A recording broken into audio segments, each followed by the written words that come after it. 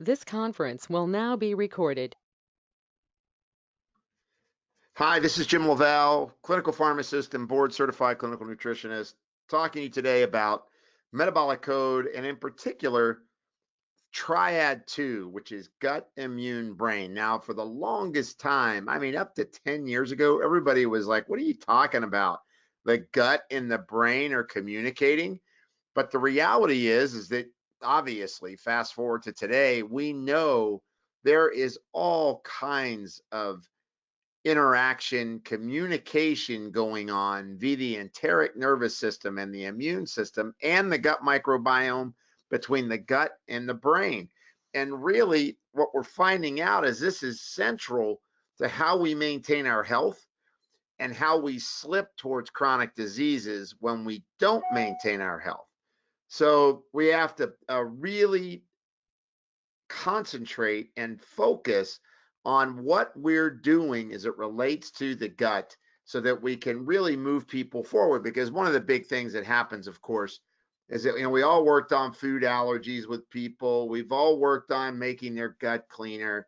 But the problem is that if all we do is just focus on the gut and not the network, a lot of times we can't get that reset pattern that we need to initiate health with people. So people will continue to struggle with candida and food allergies and irritable bowel, even though we're giving them all the right stuff for the gut. So if you think of it as I need to correct the network, I think you'll find that you gain more substantial ground in the chronic needs of your patients. So we're going to go through Triad 2 and just kind of get a baseline understanding of, what it means, what we can do, and how we can impact the patient.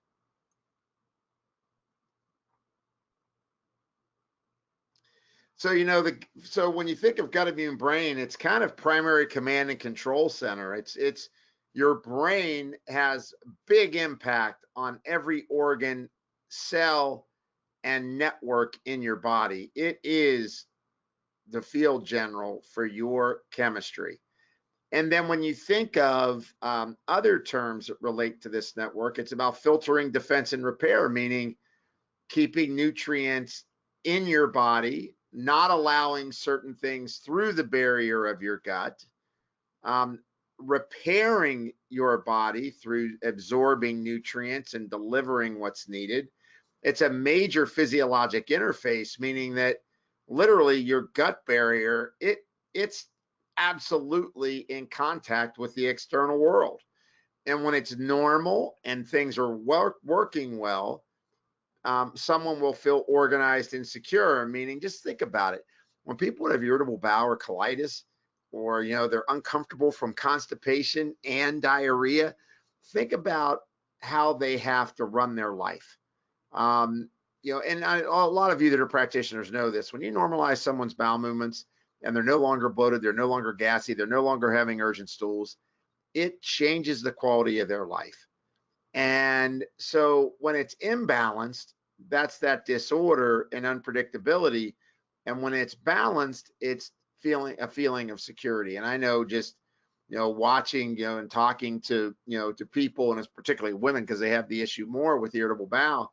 When they have to think of where's the closest bathroom, no matter where they go, that is life changing. I mean, quality of life is huge.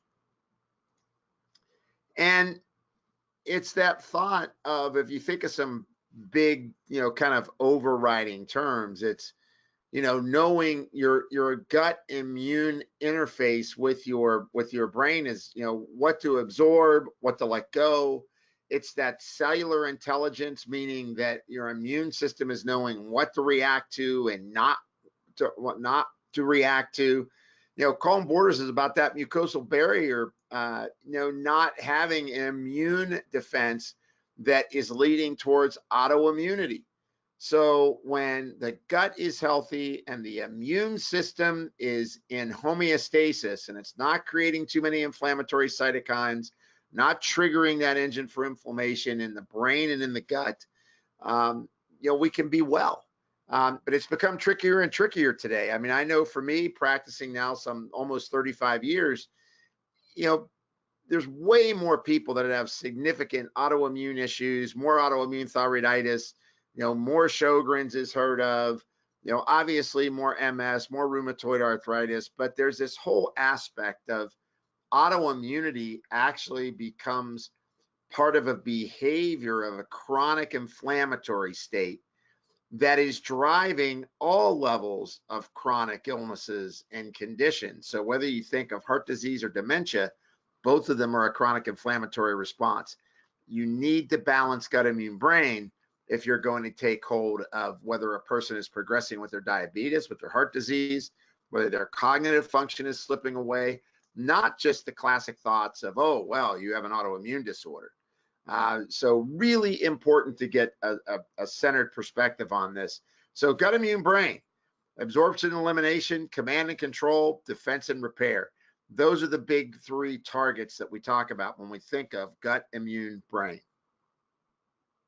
So the brain is all about cognition and memory and mood and emotion and how it regulates things like blood pressure and heart rhythm, adrenal response. Your brain is at the center of how you're going to age and how you're going to function from a neuroimmune, endocrine, neurovascular response. So incredibly important to keep the signals to the brain intact.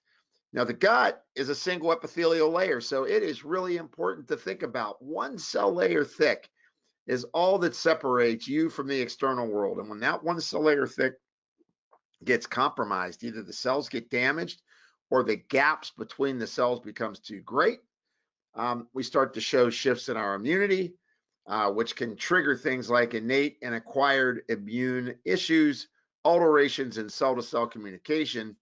And remember, your gut is actually a structural defense. It is what's protecting you and actually helps even in metabolism and transformation of biochemicals that enter your body, or are biochemicals that are generated as you are transforming nutrients and things you come into contact with, or the making of hormones in your body as you're having to metabolize them. So this is an incredibly important network to get hold of. So, the big thing is, this is pretty interesting, and I love this slide. Now, if you look at the top of the slide, you can see that stress could be a toxin. Stress could be, I'm HLA positive, and therefore when I'm HLA positive, I'm more reactive to mold. It could be physical stress. I'm overtraining. I'm working out too much. I'm working 80 hours a week. I'm stressed out because I'm going through a divorce. And so when you think of stress, just don't think of, oh, I'm anxious. Think of it being a stressor to the HPA axis. So when you get that, the spinal cord upregulates the sympathetic nervous system. Now, chronic stress itself, emotional stress being a big piece of this. You upregulate sympathetic output. As you upregulate sympathetic output, the enterochromaffin cells and the nerve fibers end up triggering, this is through the enteric nervous system, end up triggering more peripheral corticotropin releasing hormone. As corticotropin releasing hormone goes up, it signals more mast cell activation. So you get more histamine, more leakiness in your vessels, more inflammation that is triggered, more metalloproteinases that are triggered.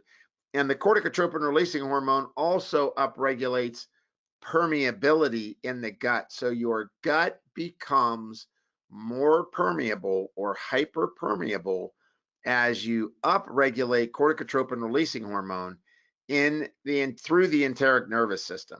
All right. So everybody wonders, well, how's my gut get so leaky? You could just be stressed out. You may have never had a single antibiotic, never have taken a single ibuprofen, never have taken a PPI, never have been on corticosteroids. You never ate sugar, but if you were extra nervous for a long period of time or had a lot going on, it could induce permeability changes in your gut via mast cells and histamine. And then, of course, if you look at the direct line of the hypothalamus to the pituitary to the adrenal glands and the upregulation of cortisol in the periphery, So between corticotropin releasing hormone and the impact of cortisol directly on the gut, the net effect of this, if you look at this, is you have one arrow going to antigen presentation because of the permeability. So we get the development of more food allergens, more environmental allergens, more sensitivity, especially if we're HLA positive in our gene snips, which we'll get to in a second. And then, of course, as our mast cells activate, that triggers more inflammation and immune activation as well. So you get direct effect of mast cells triggering inflammation and immune activation. And then you get the indirect effect of cortisol inducing permeability and CRH inducing permeability, leading to antigen presentation, which then triggers inflammation and immune activation. The net of this is that the inflammation and immune activation acts as an engine to the HPA axis to trigger more sympathetic output. So as you can see, this is a pretty complicated process to correct, but if you can understand it, it's pretty elegant. Now, the reason I bring this up is a lot of people end up just working on the lower half of this, guys. So if you notice down here, oh, I've got leaky gut. Oh, test for food allergies. Give people glutamine. Give people zinc carnosine. Give them cat's claw. Give them probiotic. Give them prebiotic. All of those things are great strategies. Give them quercetin to downregulate the histamine. Could not agree more that all of those things are great strategies and should be deployed. The problem is if you don't deal with the top half of this circuit, meaning, am I under stress? What type of stress am I under?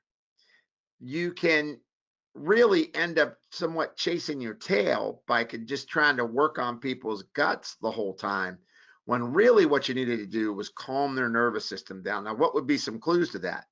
You could look at their heart rate. You know, heart rate over 62, more than likely they're starting to trend towards sympathetic dominance. Blood pressure over 120/80, trending towards sympathetic dominance. So you don't need to necessarily even, oh, I'm going to do a 4-point cortisol test. Yeah, you could do that. You could do a 5-point urinary test, 4-point salivary test.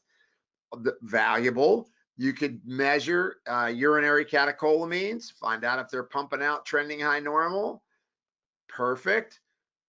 Or you could, simply, take an inventory of the person's life and really listen to what's going on. Are they having trouble sleeping? Do they have trouble staying asleep, falling asleep? Do they feel overcommitted? Do they feel anxious? Are they craving foods?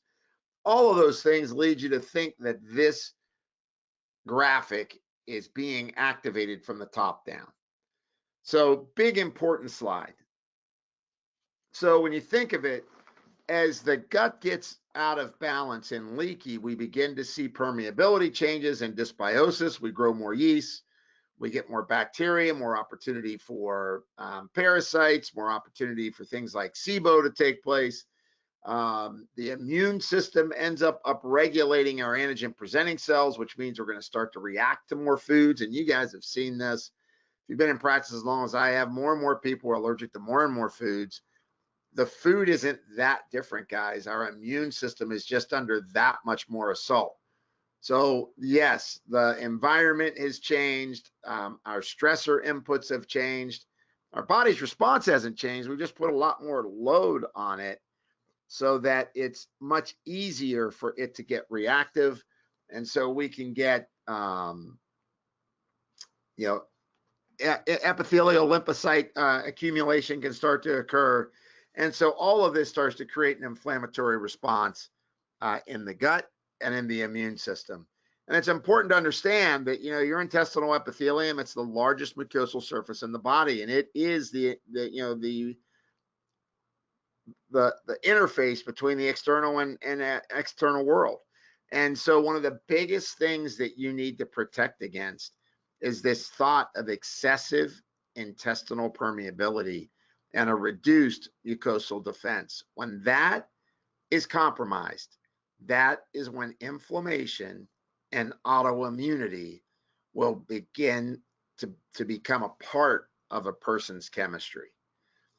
So, really key to understand. And remember, things like zinc carnosine, glutamine, aloe, cat's claw, probiotics, prebiotics, all invaluable for helping with that. But at the same time, recognizing there's other things that may be at play. And of course, that protection of glycoproteins or mucin is critical to the defense of the mucosal barrier because it provides a layer of protection to those mucosal cells. And just remember, you got to have probiotics in order to make mucin. And the problem is that whether it's stress, chronic ibuprofen use, chronic PPI use, chronic antibiotic use, environmental burden, environmental chemicals like the glyphosates, which have finally kind of, risen to the top after, I don't know, 30 years of talking about it. So all of that is kind of starting to show that once we get our gut flora out of balance and there's a genetic predisposition to not keep that flora in balance, we start to create problems in our mucin and our protective coating, and that means our intestines under assault.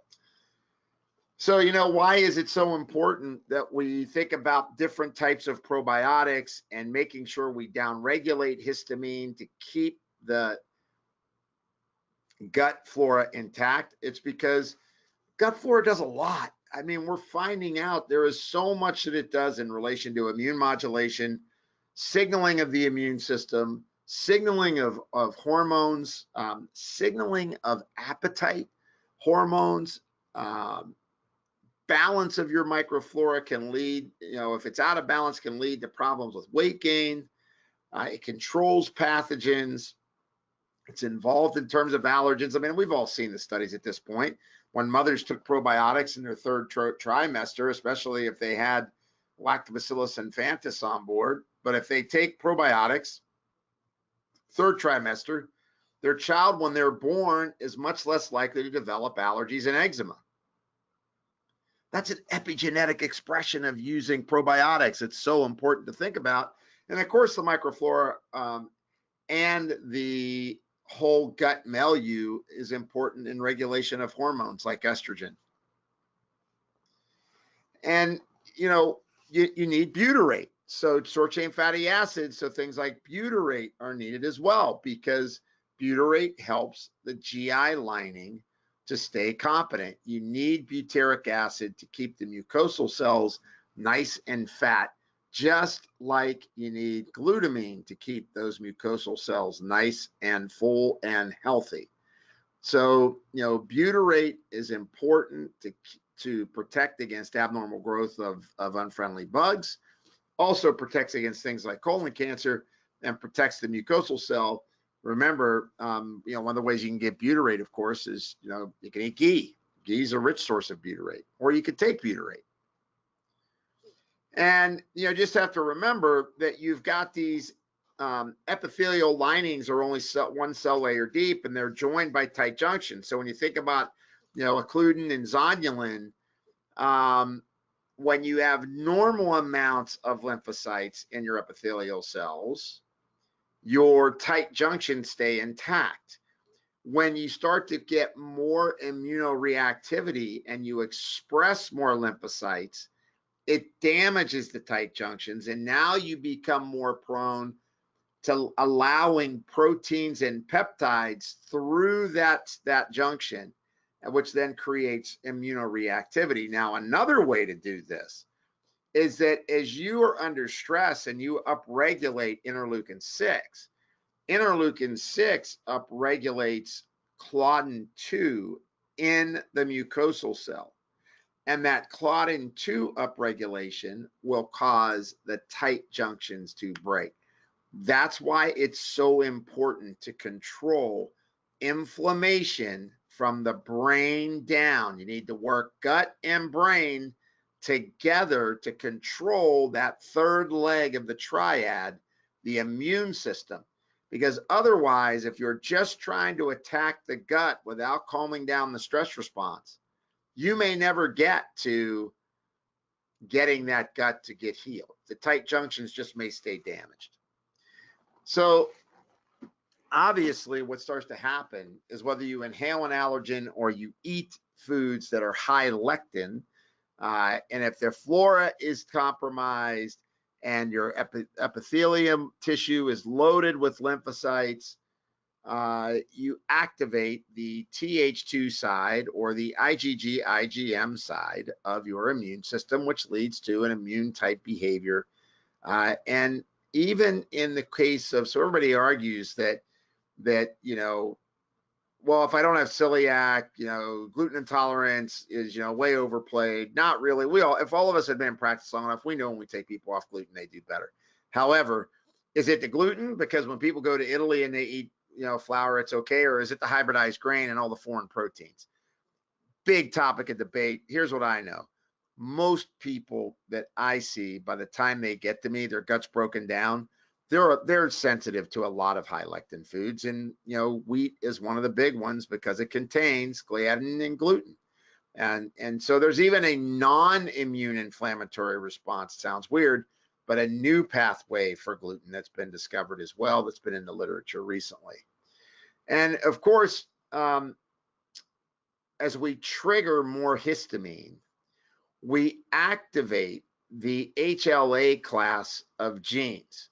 Now, a lot of you are familiar, and I know Dr. Heyman talks about HLA sequences in terms of mold susceptibility. The problem you have is that there's quite a few people that have these HLA tendencies. So once you trigger them and you have that type of genotype, you become way more susceptible to autoimmune disorders. So, some 50 autoimmune disorders become a part of your target when you activate this HLA peptide gene sequence from your immune system getting disrupted and activated. So your metabolome turns on and shifts you into this immunoreactive event, obviously making you more vulnerable to various biotoxins and exposures, as well as, look, you become less able to clear pesticides when you get exposed to them, or other chemicals and compounds as well.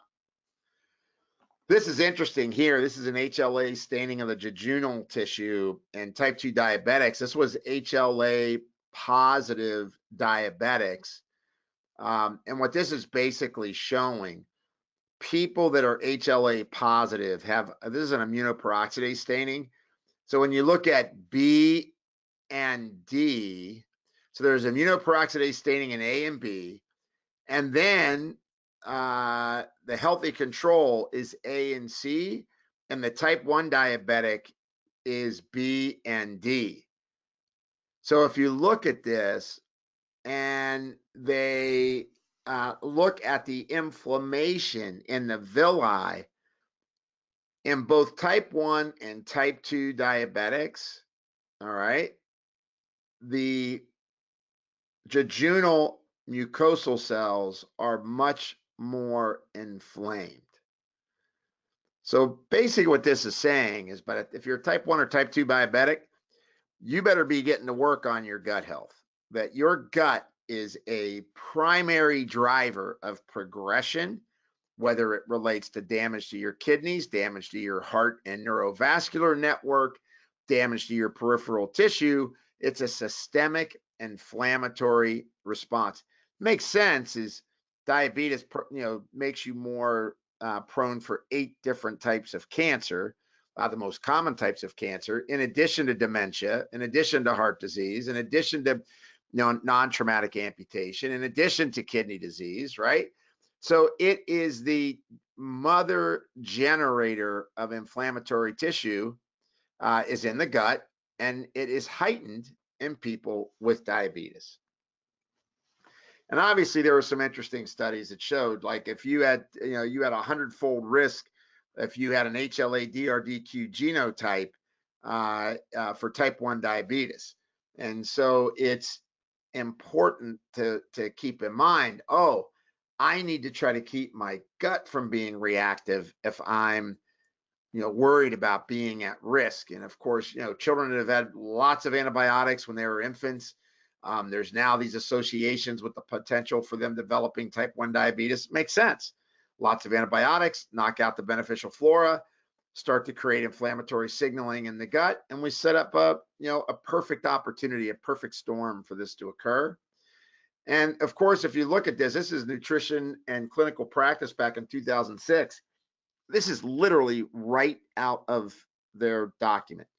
An important interplay between the intestinal microbial environment and intestinal mucosal immunity, significant role in autoimmune and metabolic conditions, including type 1 diabetes.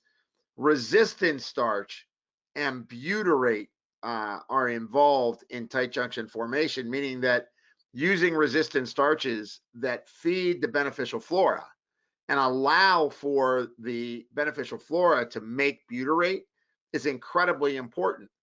Everybody's moving towards ketogenic diets. Everybody's moving towards paleo diets. These diets are known to create more circulating endotoxin because more beneficial flora die off. You've got to get the resistant starch into people's diets. Now, remember, resistant starch, even if it says it provides so many carbs on a label, resistant starch does not get broken down and change your blood sugar. So this is not something that you have to worry about. Resistant starches go to the lower intestine, feed the beneficial flora, and trigger the making of butyrate.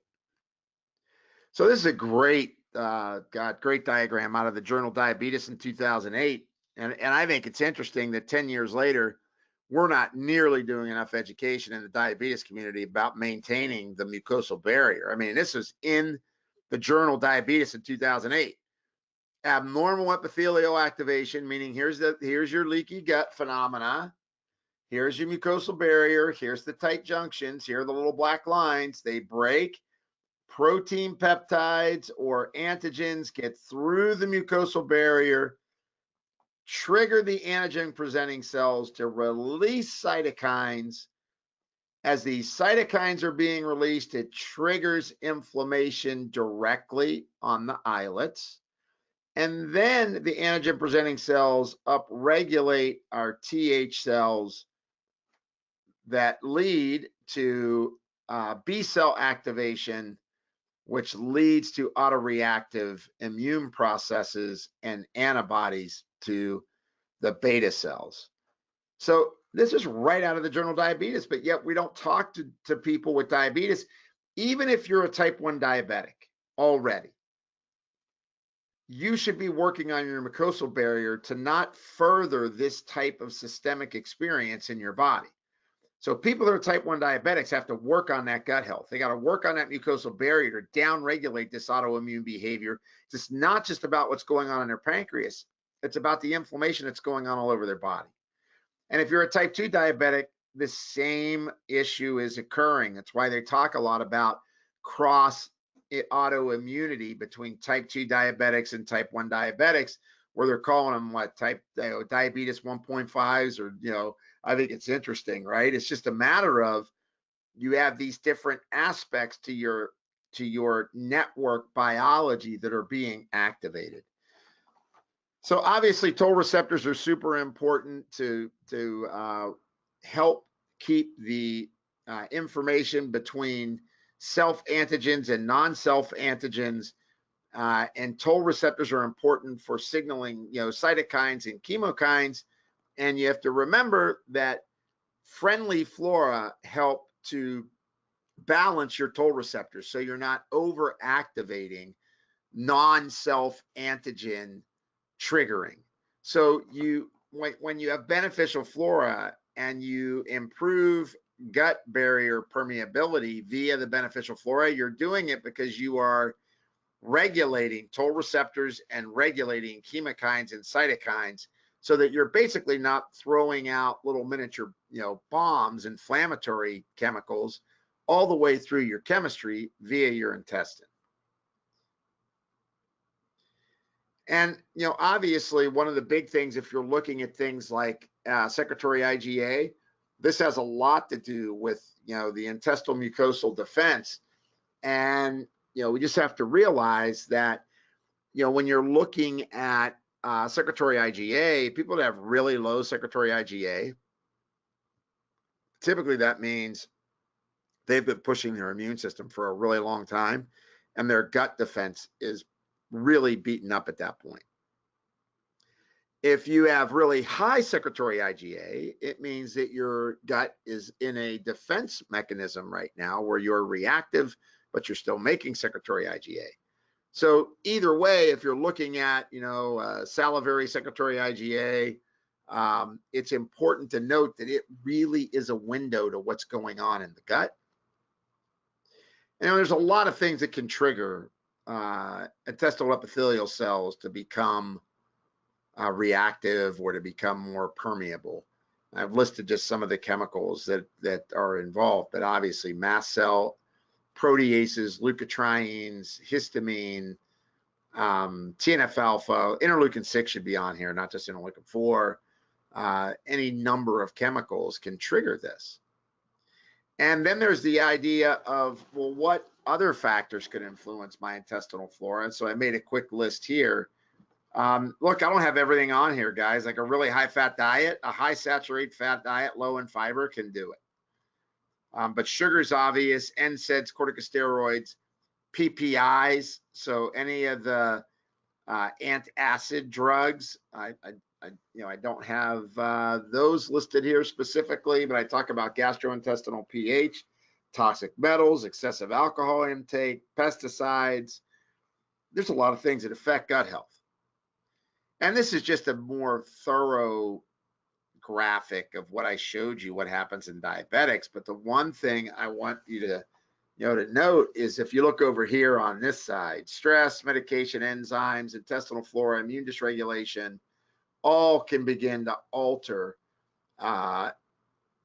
fragmented dietary proteins. And then as we get leakiness in the gut, they break in, and those dietary peptides and tight junction proteins can then trigger the antigen presenting cells to create an immune response. Now, here's the thing that you want to think of. If you look down here at the antigen presenting cell, it can release TNF alpha, which will then trigger inflammation in the mucosal barrier, which will begin to damage the cell. And then it can induce cell-mediated immunity, where your immune system actually starts to attack that mucosal barrier. And then you can begin to create antibodies against your tight junction proteins. And you can start to create antibodies against your dietary peptides. So you see how this is such an insidious way that your body starts to trigger inflammation.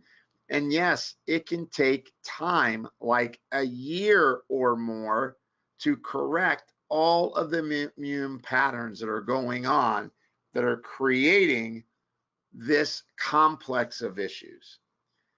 So, as the brain gets into this, it obviously starts to become a problem because, we start to fire off what's called allostatic load differentials, meaning that as your brain's taking on the stress of all this chronic inflammation, it starts to change its patterning of what it's doing. And it sends out those messages through the spinal cord, through the vagus nerve, into the neurovascular network.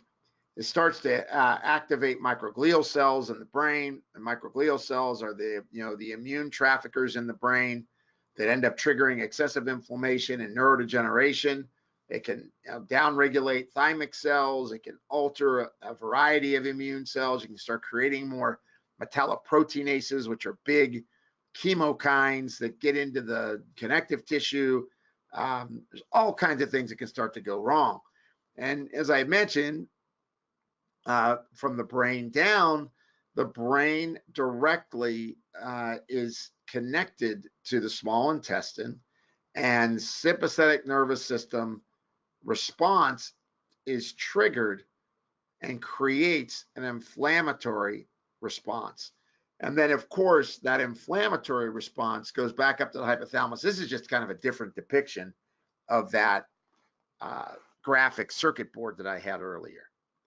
And you just have to remember that once the brain gets activated, it's affecting T4 to T3 balance. It's affecting your vagus nerve, your blood pressure, your blood vessel pliability and permeability. It's affecting the ability of your parasympathetic nervous system to maintain balance with the sympathetic drive. It alters your signaling of your gonads. So as you get perceived stress going up, your gonads are told to make less hormones.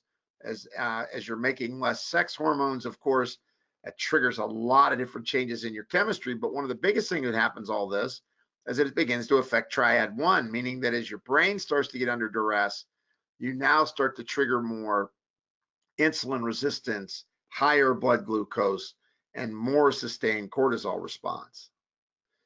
And of course, this is just the differentiation of what starts to occur, and alterations in these start to occur as you get under chronic stress. And in particular, what I'd want you to note is going down into the myeloid stem cells and the predominance of moving towards more monocyte activation, which is a sure sign that your immune system is becoming reactive, as you watch someone's monocyte percent go up. Once they get up to 9 to 10%, they're trending high. As they get up to 13, that their immune system in their gut is being triggered chronically. And really what you're looking at here is just where our immune system ends up landing. If you look in the corners, fungi, autoimmunity, extracellular bacteria to the left, intracellular pathogens, autoimmunity to the right, extracellular parasites, allergy down to the bottom right, and immune tolerance down to the left.